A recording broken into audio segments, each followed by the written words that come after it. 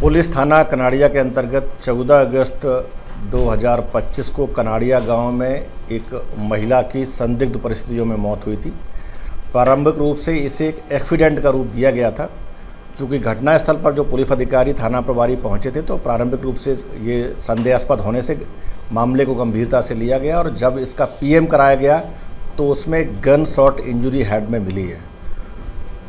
इस आधार पर पुलिस ने एक अपराध जो 103, 302 जो पुरानी आईपीसी और भारतीय न्याय संहिता का जो 103 धारा है उसके तहत पंजीबद्ध किया गया था और अज्ञात आरोपियों की पतासाजी की गई थी।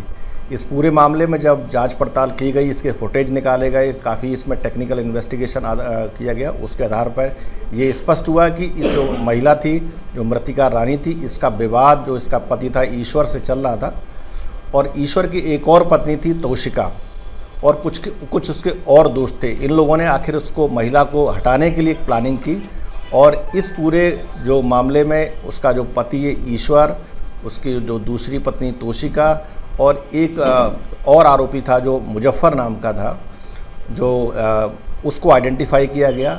घटना मौके पर जो जिसने गोली चलाई थी वो मुजफ्फर नाम का व्यक्ति था जो खजराना का रहने वाला है। वो उसने अपने पैसों के लिए और दोस्ती के खातिर पूरी घटना को अंजाम दिया और इसकी जो प्लानिंग थी, योजना थी, वो उसकी जो मतलब ईश्वर और उसकी जो दूसरी पत्नी थी उसने चलाई। इसके अलावा जब इसके जो पिस्टल थी उसकी जब और बैक ट्रेसिंग की गई है तो इसमें 2 आरोपी और, इसमें एक अमन नाम का लड़का है और एक मोहम्मद समद है, उसको भी गिरफ्तार किया गया है जो फायर आर्म्स को इकट्ठा करने में।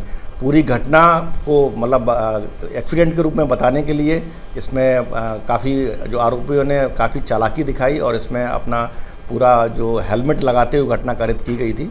पुलिस ने इस पूरे मामले में अब तक 5 आरोपियों को गिरफ्तार किया है, जिसमें इसका पति, इसकी जो पुरानी पत्नी और इसके कुछ और जो साथी थे जिसने घटना में सहयोग किया गया है। और साथ में जो इसमें घटना में प्रयुक्त पिस्टल है, घटना में के दौरान जो प्रयुक्त जो मोटरसाइकिल, एक कार, हेलमेट, मोबाइल्स, इनको भी जब्त किया है। अभी इस पूरे मामले में जो धारा 103 बीएनएस के तहत अपराध पंजीबद्ध करके इसमें फर्दर इन्वेस्टिगेशन किया जा रहा है और घटना के संबंध में और भी एविडेंसेस कलेक्ट किए जा रहे हैं। तो कारण क्या है? मुख्य रूप से जो विवाद था, विवाद का जो मुख्य कारण था जो इसका रानी का अपने पति के साथ में विवाद चल रहा था और विवाद का मुख्य कारण तोशिका ही थी, क्योंकि ये उसकी दूसरी पत्नी के रूप में इसको रखा था और इसी को लेकर के वो इसका विरोध करती थी और उससे पहले आपस में कुछ झगड़े भी हुए थे, तो इसी को लेकर के ये घटना हुई।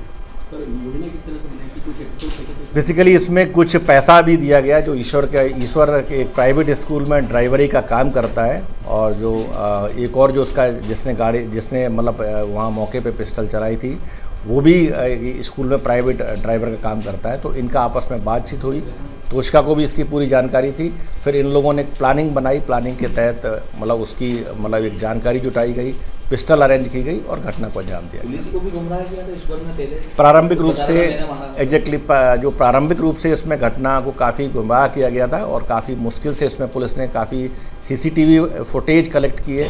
वहाँ मौके से जो परिस्थितियाँ थी, सीसीटीवी फुटेज थे, कुछ टेक्निकल एनालिसिस किया, उसके आधार पर, क्योंकि ये ईश्वर चाहता था कि वो और उसका जो पीछे के इसके जो सपोर्ट साथी है जिन्होंने इसकी मदद की है उनको बचाया जा सके। लेकिन पूरे मामले में पुलिस ने इसमें तत्परता से पूरी, साथ में काफ़ी इसमें डीप में इन्वेस्टिगेशन किया गया, एविडेंसेस कलेक्ट किए और उसके आधार पर ये पूरा जो पूरे लोग इसमें षड्यंत्र में शामिल थे, जो डायरेक्ट उसमें शामिल थे, उनको सबको गिरफ्तार किया।